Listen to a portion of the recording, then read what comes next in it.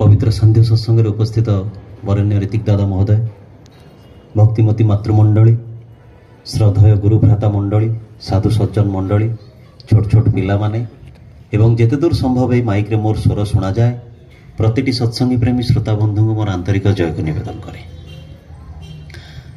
आज यही पवित्र आसर आमको प्रदान करिसंती आमर रविनारायण भाई एवं सुज्ञानी माँ बड़ व्याकुलतार सत्संग से निवेदन करिसंती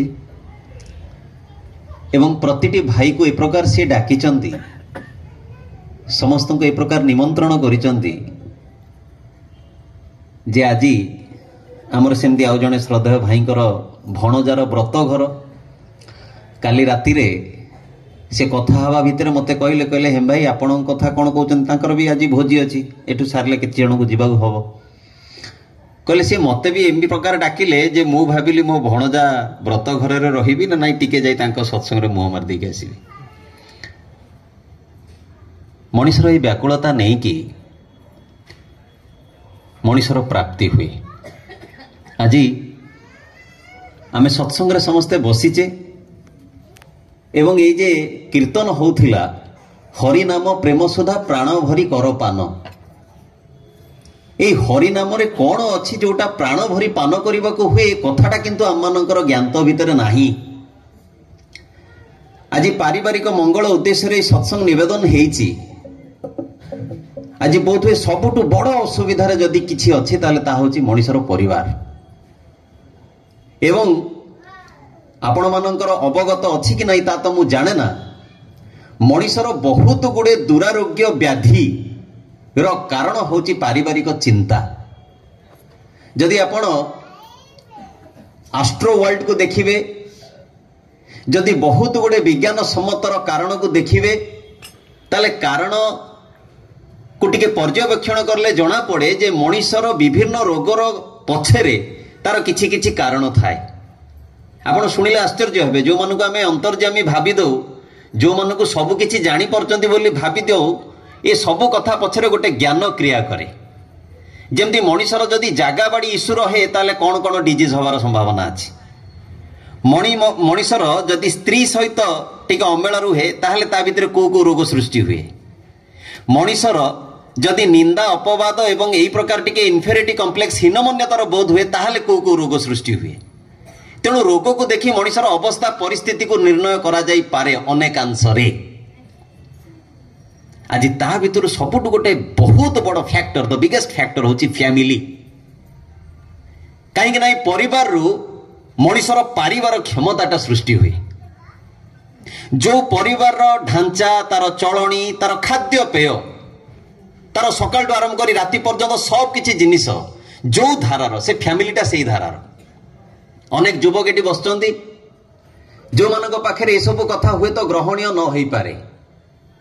कहीं ना युवक मानक आज परिवार भल लगुनि, भल लगुच से सांगसाथी निशा, विभिन्न प्रकार वृत्ति रंगीन झोंक एवं भल लगुच अनेक माँ मानक जे से परिवार नुह बरं परिवेश रे बाहर को जाई बुलिबा। ठाकुर कहले परिवार ए रकम रो गोटे जिनिस जोठू मनीष सबुठू अधिक खुशी पाए। ताले आज ये खुशीटा आम भितर नाही कोन पाई, से खुशीटा किए छड़े नेला। शुणिले आश्चर्य हेबे, चुंबक रे सत्संग समय संक्षिप्त जेतला महात्मा गांधी श्री श्री ठाकुर पाखक जाइथिले सेदिन ठाकुर तांको कहिथिले जे शुणंदु खूब प्रशंसा करचंदी, बहुत किछि कथा कहिचंदी। महात्मा गांधी भली आत्मा केते केते विरल भाव रे जन्म नियंती ता कथा भी कहिचंदी। किंतु पुणी आउ गोटे कथा कहिले जे ए जे आपण असहयोग आंदोलन करुचंती एटा किंतु मोर पसंद नुहे। आपण देखिबे एई असहयोगर बीजटा आगु को जाई कि व्यक्ति जीवन रे भी प्रवेश करिवो एवं ता ही आज सत्य हेछि। आज आमनकर भारत वर्ष रे पर्टिकुलरली आपण ऑल ओवर वर्ल्ड देखंतु, सारा वर्ल्ड रे सबटु अधिक स्ट्राइक जदि कोठी थाए ताल ता होछि भारत वर्ष।